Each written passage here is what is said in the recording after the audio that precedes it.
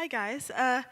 My name is Gabby. I'm a senior here at Next. I've been going here for the last 2 years. I currently take classes at CC, if you know, you know. And, and I do PSU at Northwestern, which is the place I hope to continue in the fall. I have a 2-year-old niece, Tatum, who's like my absolute best friend, and 2 younger nephews. So I come from a big family. By the grace of God, I was adopted as a baby into a Christian household with 6 siblings. My dad pastored a church in Minneapolis, so for a long time, it was church on Sunday, youth group on Wednesday, and a quick prayer when times got hard. I saw Christianity as a routine and decided I'd become an actual Christian when I wanted to. In the meantime, I would search for whatever worldly things I could get a hold of. This mindset led me to try whatever I could, such as porn, a friend's vape, and sneaking my brother's alcohol daily. I'd rather be drunk and numb than deal with myself and my thoughts. None of these things were clearly talked about at church, so I thought it was a normal thing. Everybody went through were too gross to talk about. When these habits didn't satisfy me, I'd fall into a wave of depression and suicidal thoughts. I began to question why I was on this earth and ultimately truly didn't want to be here anymore. I then started to rely on my friends for the satisfaction. I entered every relationship expecting to fill a void. This formed a dependence on the people I was close to and a distorted view of real friendship.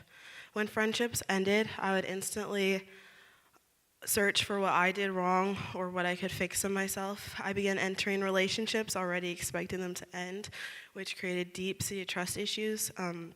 This peaked when I discovered that my brother, who I was extremely close to as a kid, we found out he's a pathological liar, had been manipulating me and my family for his whole life. It got to a point when I was standing in front of him, I truly didn't recognize him, and he was a complete stranger, and it was terrifying. He turned a sibling bond, something that is sacred, into a toxic relationship, which I ultimately had to cut off all communication with.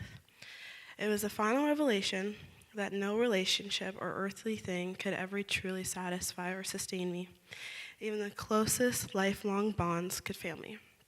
For 3 years, I lived in a constant roller coaster of life. However, at age 16, I realized what a distorted view I had of God's love.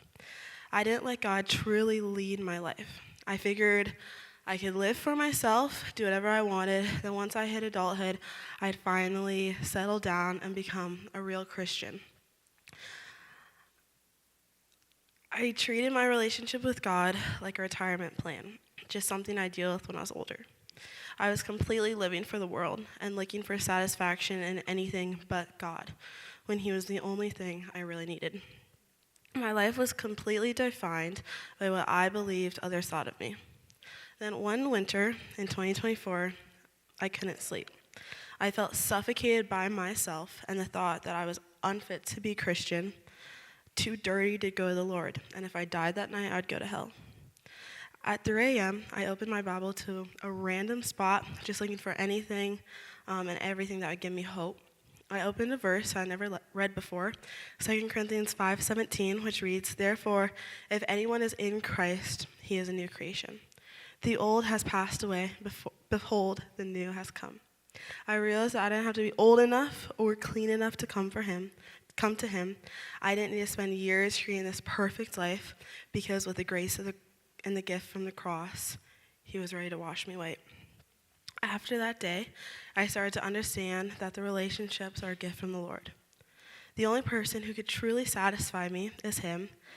I had to let go of the need to be perfect because I'm on this earth to solely glorify God with my life. My identity is not defined by my performance. Because of the cross, I'm a new creation, and I rest in His perfect forgiveness. Now, whether my story relates to you or not, on a personal level, I want to leave you with this challenge. 1, do not treat God like a retirement plan. Don't wait until you're old enough or clean enough to let Him lead you. If you're waiting for a future version of yourself to follow him, you are missing out on the new creation he wants to make you today. Bring your gross things into the light. I thought my struggles were too dark or too dirty to talk about at church, but that silence kept me in depression. Do not let the enemy convince you that you're too dirty for God's grace. Look around. The Lord has brought all of us to this place. Now do something with it. Find a leader or a friend tonight and start the process of being washed away. People will change and the world will constantly fail you, but God is the only anchor that will never shift.